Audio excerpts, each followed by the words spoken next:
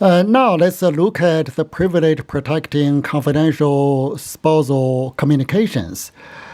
It is, as we said, the scope for protection of this privilege is limited.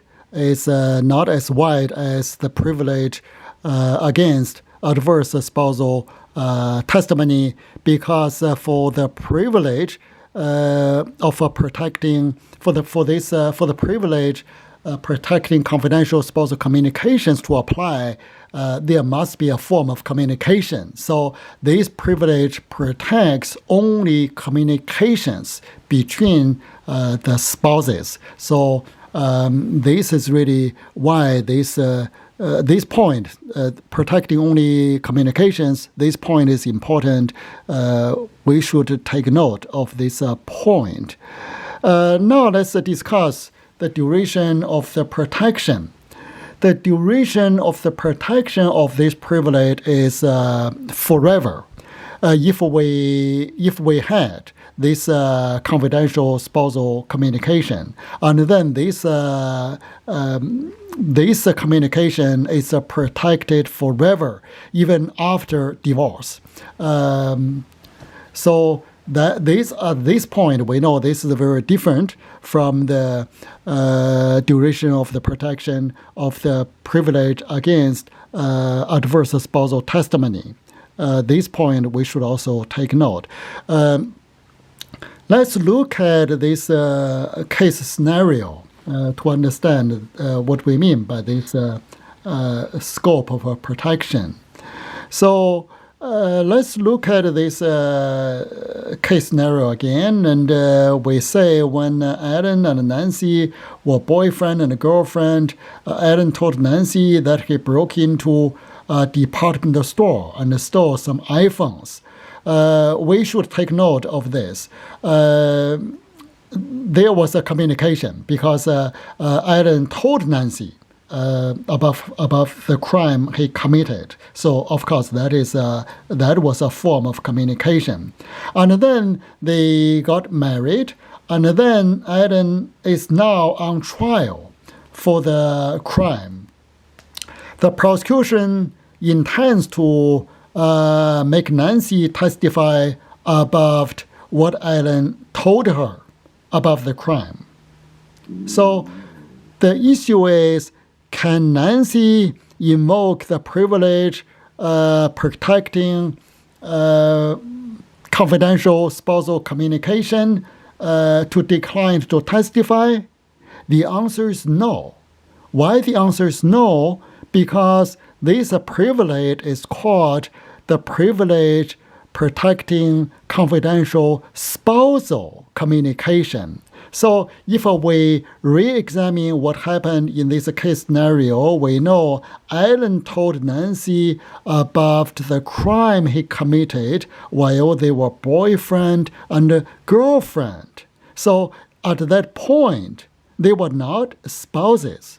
So the communication made by Alan to Nancy was not spousal communication. So that's why this privilege would not apply. So in this case, Nancy cannot invoke the privilege to decline to testify. But of course, we know if Nancy and Alan, if they are married at this point, Nancy certainly can invoke the privilege against adverse spousal testimony to decline to testify. She can certainly do that. But you need to remember, we did say not all states recognize the privilege against adverse spousal testimony. So if this case happened in a state that does not recognize the privilege, and then Nancy actually has to testify because she cannot invoke the privilege protecting confidential spousal communication because the communication was made while they were not married, and also in the state there was no privilege against adverse spousal testimony available. So in that situation, Nancy has to testify. So through this case, it is important for you to once again take note of the different scope of protection of these two privileges. But let's look at another case scenario.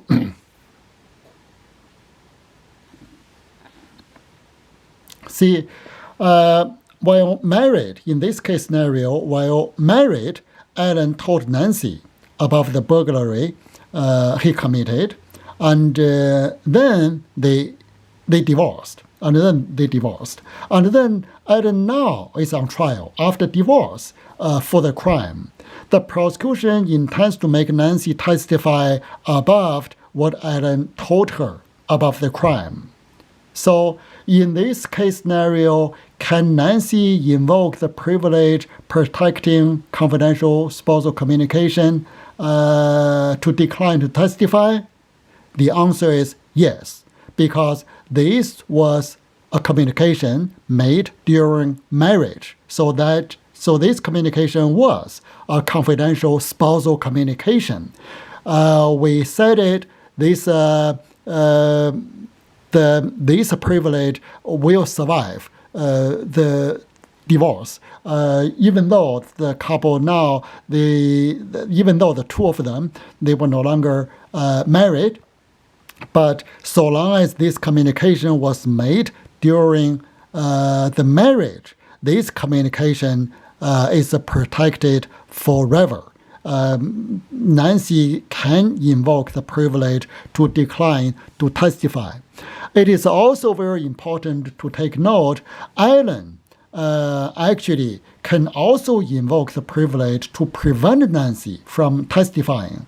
Suppose if Nancy now, because she's no longer the wife of of Alan. If she would say, I would like to disclose this communication, I would like to tell the court what Alan actually told me about this crime, but Alan can actually invoke the privilege protecting confidential spousal communication to prevent Nancy from testifying, because as we said, this communication was made during the marriage, so this communication would be protected even after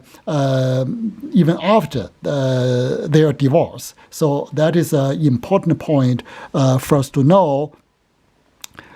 At this point, I think it is important for us to point out why this communication made during this marriage would be protected forever. As far as this rationale of the privilege is concerned, the reason for creating the privilege protecting confidential spousal communication is not to protect any particular marriage. We know the reason for creating the privilege against adverse spousal testimony, that privilege is created to preserve a particular marriage. That is the marriage between the defendant and the spouse in that situation. But the privilege protecting confidential spousal communication is not created to protect and preserve any particular marriage. The purpose for creating this privilege is to encourage marital or spousal communication, because we understand communication between husband and wife is really important. I'm sure we can all agree, if in a family, if husband and wife, they would not communicate properly, and then that marriage cannot survive. So to encourage this communication between spouses. So we say if we have this confidential spousal communication, we are going to protect this communication forever. We're going to protect this confidentiality of this communication forever. Meaning is, even after divorce, even after death, the contents of this communication can never be disclosed. So that is really the reason why we created this privilege. So the reason for creating this privilege is to encourage communications between spouses. We want to send this message to society in general. We encourage husband and wife to communicate freely without any hesitation. So meaning is under no circumstances the communication made during marriage would be disclosed. That's why the duration of the protection of this privilege would extend beyond the marriage, even though the marriage is no longer there, but the protection of this privilege will always be there. No one can disclose the contents of this communication.